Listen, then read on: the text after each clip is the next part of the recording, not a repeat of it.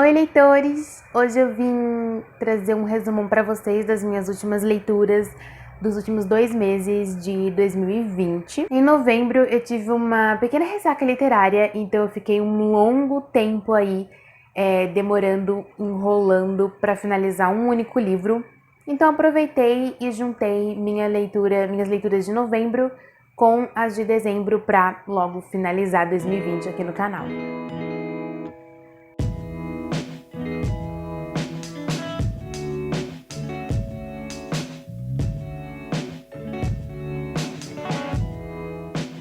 Antes de realmente começar o vídeo, só queria relembrar vocês que eu estou com uma vendinha de livros aqui no Feita Leitora. São livros meus, usados e seminovos, super bem conservados, que eu tô querendo passar pra frente. Eu tô vendendo eles por um preço bem baratinho e a primeira parte dessa venda já tem vídeo aqui no canal, vou deixar o link aqui nos cards. A primeira parte da venda é apenas de livros únicos, que não fazem parte de nenhuma série ou de nenhuma trilogia. E mês que vem, em fevereiro, aqui no canal eu vou postar a parte 2 e a última parte, que é das minhas séries, das minhas trilogias, que eu também estou querendo passar pra frente, ok? Então, lá no vídeo da venda tem todas as informações, como fazer a compra e tudo mais. E na descrição do vídeo tem ainda a lista de todos os livros ainda disponíveis para compra, então vocês vão lá conferir. E bora pro vídeo, porque esse vai ser longo. Eu li Kindred, Laços de Sangue, comecei no finalzinho de outubro do ano passado e eu finalizei mesmo em novembro. E esse livro aqui ele já tem resenha no canal, vou deixar aqui o link dele nos cards, então eu não quero me estender muito na minha opinião sobre ele aqui nesse vídeo pra vocês. Apesar de ter sido uma leitura bem impactante e perturbadora pra mim, eu amei resenhar e recomendar esse livro pra vocês, então quem quiser saber mais detalhes, vai lá no meu vídeo da resenha. Gente, aqui como protagonista nós vamos ter a Dana, uma mulher que vive com o seu marido, ambos escritores nos anos 70. E um dia, inexplicavelmente, a Dana viaja no tempo para o século XIX, mais precisamente ela viaja para o ano de 1815, onde lá nos Estados Unidos está acontecendo o ápice da escravidão e a Dana é uma mulher negra. Lá, obviamente, é uma época extremamente perigosa, não só para ela, como mulher negra, mas para qualquer pessoa negra, mas lá a gente descobre que ela tem uma conexão com a sua linhagem ancestral, que sempre acaba fazendo ela voltar para essa época. Rufus é um garotinho branco de 5 anos e na primeira viagem da Dana para 1815, a gente descobre que na verdade ele é o seu tataravô. O que faz a Dana viajar no tempo é sempre que a vida do Rufus está em perigo. E o que faz ela voltar para os anos 70, para a época atual dela, é sempre que a vida dela está em perigo. Tirando esses dois fatos, ela não sabe como ou ela não tem o menor controle de onde ou quando essas viagens vão acontecer. E talvez a resposta para todo esse acontecimento inexplicável que vai se repetindo várias e várias vezes seja a Dana assegurar a proteção da sua linhagem, né, dos seus futuros parentes. Isso se ela conseguir sobreviver aos horrores e às consequências de tudo que ela vai sofrer e passar no começo do século XIX. O Rufus, ele é filho de um homem branco, fazendeiro. Ele tem uma fazenda escravista lá no sul dos Estados Unidos. E lá, apesar da Dana não ser daquela época, dela ser totalmente uma mulher livre e ter total ciência de que é desumano e totalmente errado seres humanos viverem naquela condição, ali naquele século, sem nenhum homem branco que possa responder como dono dela, ou sem nenhum documento oficial de liberdade, ela vai ter que começar a aprender a se adaptar à escravidão e vai passar por todas as torturas e humilhações rotineiras que é a vida dos escravos. Ali ela vai se surpreender com quanto a mente humana é capaz de se acostumar e se familiarizar com a escravidão, o quanto é algo que a gente acaba normalizando e se acostumando com a existência, e isso é algo que vai acontecendo com ela também, de alguma forma, assim como o racismo. Ali ela vai começar a sentir na própria pele o que os escravos passam todos os dias. Mas acima de tudo, ela vai conhecer histórias sobreviventes, ela vai influenciar vidas e plantar sementes que vão ser colhidas apenas nas próximas futuras gerações. Assim como eu disse no meu vídeo da resenha de Kindred, esse livro ele tem uma história muito forte, muito impactante, mas igualmente necessária, principalmente para pessoas brancas. Você sente de tudo lendo esse livro: repulsa, sensação de soco no estômago, raiva, tristeza e esperança pela Dana, revolta, muita revolta, principalmente porque as coisas absurdas que os escravos passam nessa história não são apenas história, não é apenas ficção, realmente aconteceu. Durante a leitura eu tive apenas alguns pequenos probleminhos com a tradução da editora Morro Branco. Teve alguns momentos que eu tive que reler alguma frase ou algum parágrafo para poder fazer sentido, mas nada que realmente me atrapalhasse ao todo na leitura, mas foi um detalhezinho que me fez tirar meia estrela da nota total do livro, então eu acabei dando 4 estrelas e meias para Kindred. Mas esse livro aqui, ele tem uma edição por dentro, por fora também, essa capa é linda, mas por dentro tem uma edição muito bonita, muito impecável, e acabou me influenciando mais a ler, e eu achei lindíssima. Octavia Butler, autora do livro, ela foi a primeira mulher negra a ter um nome significativo dentro do gênero ficção científica, e a escrita fluida dela foi um ponto super positivo pra mim. Eu achava que talvez a leitura poderia ser um pouco maçante, mas não foi, nem um pouco. Foi forte e pesada e agonizante e triste em vários momentos, mas em nenhum momento foi maçante. E no final da leitura eu acabei favoritando Kindred e se tornando um dos meus favoritinhos, assim, um dos melhores não só de 2020, mas pra vida. Histórias que você acaba não sendo totalmente o mesmo, com os mesmos pensamentos depois de ler elas. São histórias que alimentam ainda mais a minha paixão por ser leitora. E como eu realmente acho um livro extremamente necessário e recomendo para todos vocês, mas se preparem, porque vai impactar. Logo depois de Kindred, eu entrei numa pequena ressaquinha literária, foi uma história bem intensa, então eu demorei mais da metade do mês para terminar a leitura de Doce Procura. Eu demorei 17 dias para terminar um livro de 300 páginas, gente. Uma vergonha. Eu gosto de intercalar uma leitura mais pesada com um livro mais levinho, então eu escolhi Doce Procura para ler depois de Kindred, que tem essa capa fofíssima, que eu amo essa paleta de cores. Ele tava há anos paradinho na minha estante, foi um dos livros da minha lista que eu fiz ano passado, 2020, de livros que eu queria ler antes de 2020 acabar. Quem quiser conferir, eu vou deixar aqui nos cards também. Esse drama romântico vai contar a história da Sophie, e ela foi uma das personagens literárias que eu mais me identifiquei com a personalidade. Porque assim, já aconteceu algumas tragédias na vida da Sophie, e isso teve início, essa corrente de azar teve início quando ela tinha somente 9 anos de idade, no acidente de carro que acabou matando a família dela. E tava ela, a mãe, o pai, a avó, e ela foi a única sobrevivente. Ela acabou fazendo o pai se atrapalhar no volante, e isso fez acontecer um acidente com vários outros carros. E ela então cresceu sentindo essa culpa, não só pela morte da própria família, como também das outras pessoas que estavam nos outros carros. Uma semana antes do grande dia em que ela ia se casar com Garrett, um cara que ela finalmente confiava e estava completamente apaixonada, ele acaba terminando com ela abruptamente, do nada, sem explicações, e sumindo da vida dela. Mais uma tragédia que, consequentemente, ajudou a transformar a Sophie numa pessoa bem pessimista, meio rabugenta, amarga, desacreditada de tudo e principalmente de que a felicidade duradoura existe. Para ela, tudo que acontece de bom na vida é momentâneo, é passageiro e, infelizmente, eu sou bem parecida com ela. Ela foi a primeira personagem literária que eu consegui me identificar bastante com traços negativos meus.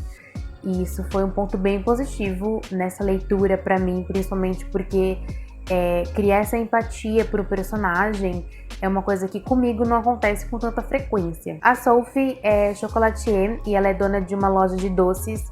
E pra vocês terem noção, um dos maiores sucessos da loja dela é uma versão que ela criou daqueles biscoitos da sorte. E a versão dela vai chocolate totalmente amargo na cobertura do biscoito, e dentro, em vez daqueles papeizinhos com alguma sorte, alguma frase otimista, ela coloca frases bem tristes, pessimistas ou deprimentes. E isso também acontece no começo de cada capítulo do livro. Sempre que se inicia tem alguma frase pessimista ou bem triste, e eu gostei muito disso. Um certo dia, durante um expediente de um dia normal na loja, o Garrett, o seu ex-sumido, aparece querendo ter uma conversa com a Sophie e se explicar pra ela o porquê anos atrás sumiu e terminou tudo. Ele diz que ele tem um bom motivo que envolve os dois, que envolve o passado dos dois e que finalmente está pronto pra se explicar. Ela fica mexida, obviamente, ela ainda o ama muito mas de jeito nenhum ela vai ceder tão facilmente assim uma nova chance para ele.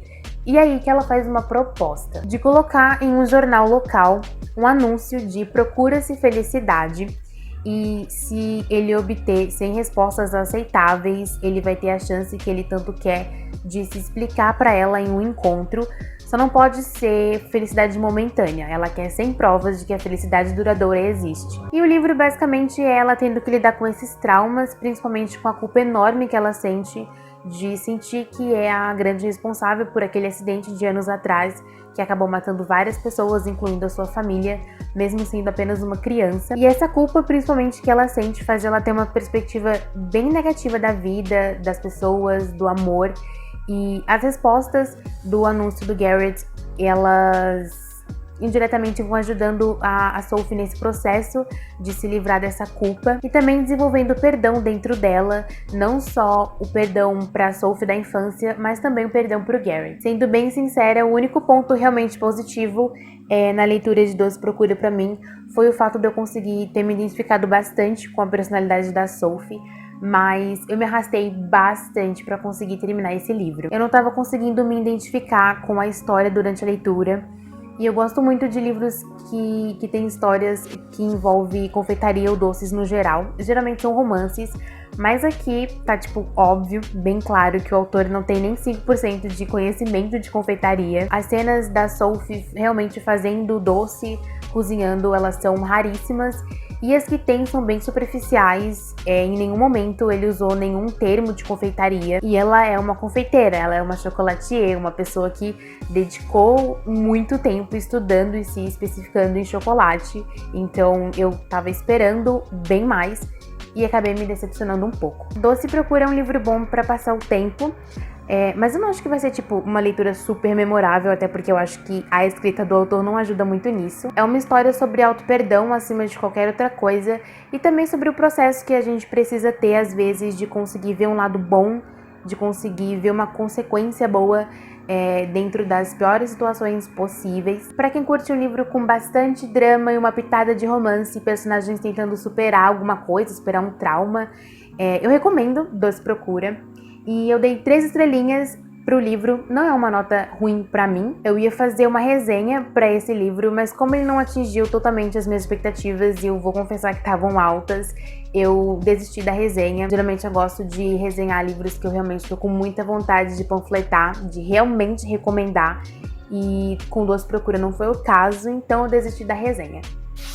Daí depois, eu comecei a leitura de A Última Festa, quando eu nem tinha finalizado Doce Procura ainda. Porque assim, durante a minha leitura de Doce Procura, eu tava desanimando bastante da leitura e eu tava sentindo que eu tava entrando numa ressaca literária. Então eu falei assim, meu Deus, eu preciso ir pro meu gênero literário favorito porque é sem erro. Quando eu tô começando a desanimar de ler, eu corro e pego um thriller. Então comecei a intercalar a leitura de A Última Festa com A Doce Procura e até que me ajudou um pouquinho, mas eu não recomendo vocês intercalar livros não. Toda a história de A Última Festa vai se passar em apenas 4 dias, que é o período de Réveillon ali, os últimos 2 dias do ano e os 2 primeiros do ano.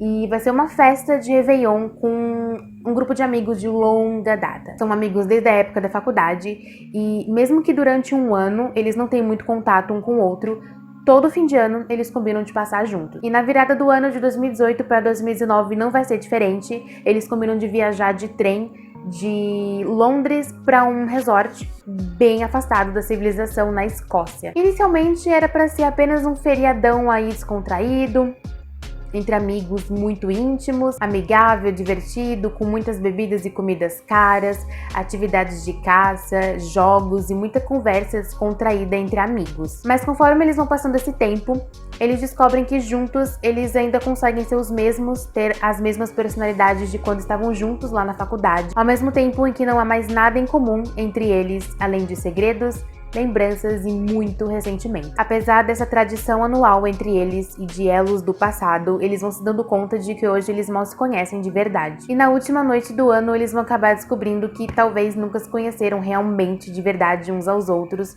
porque no dia seguinte um deles está morto, foi assassinato e todo mundo é suspeito. A mais bonita, a novata, o temperamental, o casal perfeito, a mais tímida. Então sempre quando eles estão juntos, essas antigas personalidades voltam, mesmo que cada um deles já estejam lá na casa dos 30 anos de idade. Deu pra entender o que a autora quis passar pro leitor, que não importa quanto tempo passem, cada um ali sempre vai ter aqueles rótulos dentro do grupo, mas eu tinha que ficar, durante a leitura, eu tinha que ficar me lembrando vários momentos de que eu não estava lendo sobre um grupo de adolescentes numa viagem do colégio. O livro tem bastante essa atmosfera mais adolescente, até o jeito que eles se comportam entre eles, e não era bem isso que eu estava esperando um mistério bem mais adulto, uma coisa bem mais densa. Porém, em compensação a tudo isso, o ponto mais alto do livro pra mim, com certeza, é a construção do suspense. Desde o primeiro capítulo a gente entende que tem algo de muito errado com eles, com o elo entre eles, com o lugar que eles vão passar o Réveillon e até mesmo com os próprios funcionários daquele lugar. E a Lucy, a autora, consegue criar uma atmosfera muito perfeita de thriller. Aquela sensação, aquela apreensão que você precisa ler só mais um capítulo para descobrir o que é que vai acontecer com eles. E eu achei essa construção do suspense até bem melhor do que o próprio final, do que a própria revelação de quem é o assassino. Tem sim alguns fatos bem previsíveis, mas na minha opinião, os pontos positivos do livro, eles compensam todos os pequenos fatos que te desanimam um pouco. É aquele tipo de suspense que literalmente todos os personagens são suspeitos. Cada um tem seus próprios motivos e ressentimentos e demônios do passado uns com os outros, e nem os funcionários do lugar e nem o próprio cenário a autora deixa escapar, porque ao mesmo tempo que todo mundo ali é suspeito, está solta nos arredores da propriedade um serial killer, então isso acaba deixando a atmosfera da história ainda mais tensa. A Última Festa não é um thriller cheio de reviravoltas e muita ação, grande parte desse livro é bem parada, porque a gente vai ler mesmo, a gente vai conhecer mesmo os laços que unem essas 9 pessoas, as picuinhas e quem realmente gosta de quem é falso com quem é que não suporta quem. São 9 amigos que realmente se amam, mas facilmente se matariam uns aos outros. E cada um tem seus motivos. Eu dei 4 estrelas para A Última Festa. Com certeza é um livro que poderia ser bem melhor. Ele tem uma premissa bem interessante e, sinceramente, para um livro que é estreia, ele até que é bem escrito. Não é à toa que A Última Festa foi o livro ganhador da categoria de Thriller e Mistério do Goodreads Awards de 2020. Daí que a minha última leitura de 2020 não poderia ter sido mais amorzinho, mais quentinho no coração, mais extremamente fofinha do que a de Teto para Dois, romance de estreia, e que estreia da autora Beth O'Leary. A única coisinha que não me fez dar 5 estrelas para Teto para Dois foi que é o seguinte, não é um livro consideravelmente curto, ele tem lá suas 400 páginas e eu achei que a história é um pouquinho mais longa do que o necessário, mas foi algo bem pessoal meu.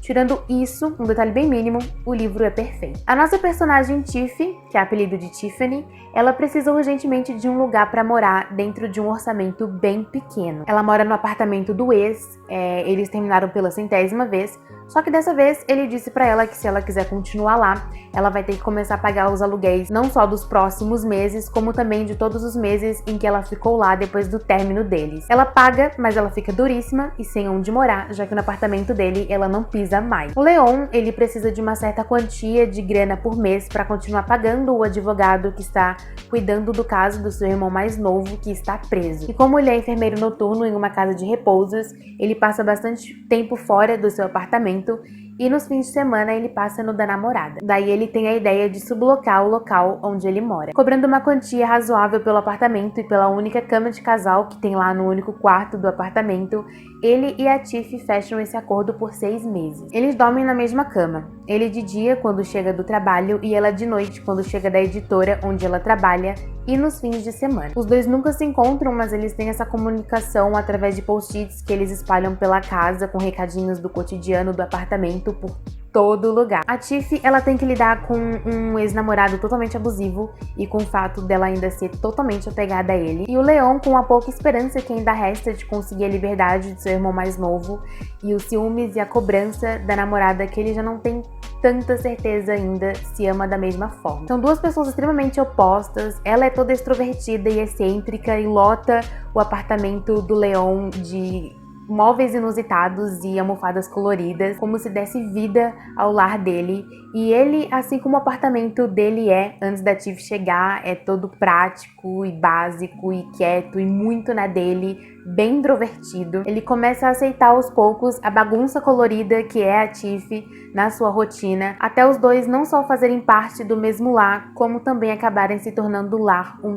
do outro. Gente, eu não tenho mais nada pra dizer sobre esse livro, além de destilar muito amor por ele. Teto para Dois é um livro cheio de personagens muito incríveis. A melhor coisa sobre esse livro são os personagens, eu queria muito ser amiga de todos eles. A gente vai acompanhar a Tiff em um processo que só quem já teve que sair e se desprender de um relacionamento tóxico e abusivo vai conseguir realmente compreender e entender toda a dor e os momentos de recaída que ela também tem, são vários. Eu já tive que passar e eu sei que é longo.